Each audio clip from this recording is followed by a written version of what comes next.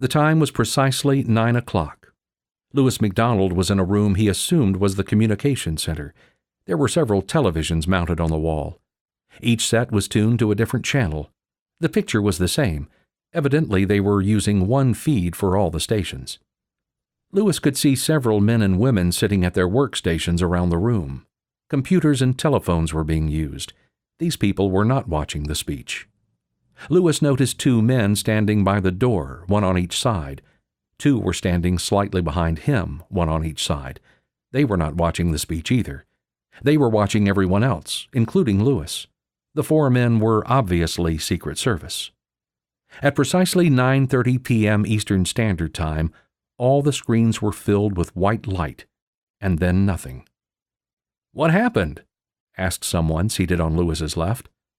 "Check the signal feed," replied someone.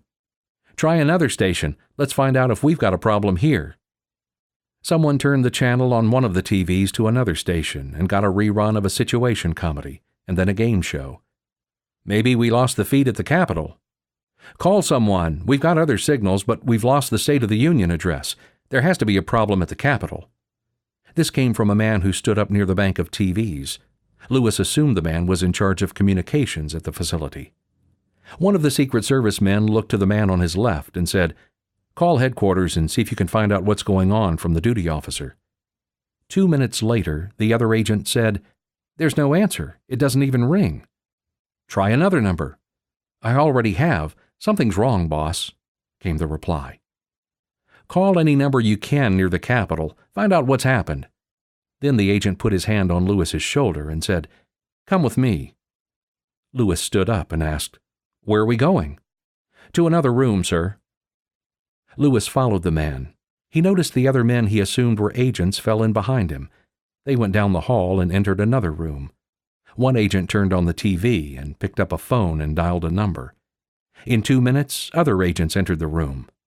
Lewis saw 4 agents, with automatic weapons in their hands, take up positions outside the door. Then one agent closed and locked the door. "What's going on?" asked Lewis. "Just following procedure. It's nothing more than a precaution." One agent was constantly going through the channels on the TV. He would only stop for a second before going on. He finally stopped on a local news broadcast from a Baltimore station that was on a cable network. He turned the volume up. The announcer was interviewing someone. The eyewitness was stating that he saw a blinding flash in the direction of Washington, almost 30 miles away. A towering mushroom cloud was still visible and was illuminated by fires from below.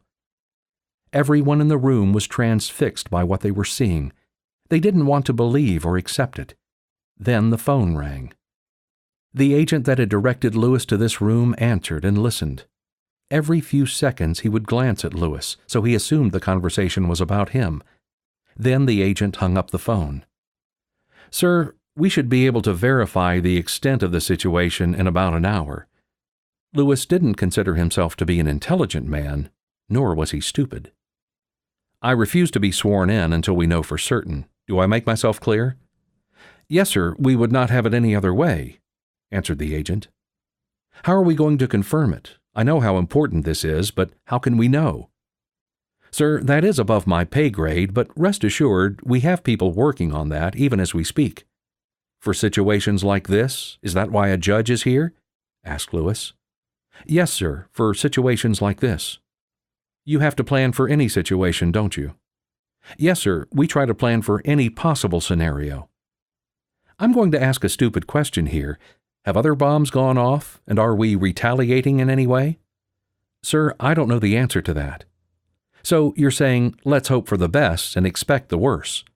Who can authorize a strike if the president and vice president are not able?" "The Speaker of the House, but he was in the same room. So in saying that, I would say it would fall on you." "But I haven't been sworn in," said Lewis. "You become president on those people's deaths, regardless if you've been sworn in or not." Lewis tried several times to get in touch with Beverly, but the lines were jammed or either wouldn't work at all. He prayed that his family was all right. At 3:50 Eastern Standard Time, Lewis was sitting in a chair in front of the TV. A Secret Service agent came into the room and said to Lewis, "Mr. President, we need to go back into the communications room to be sworn in."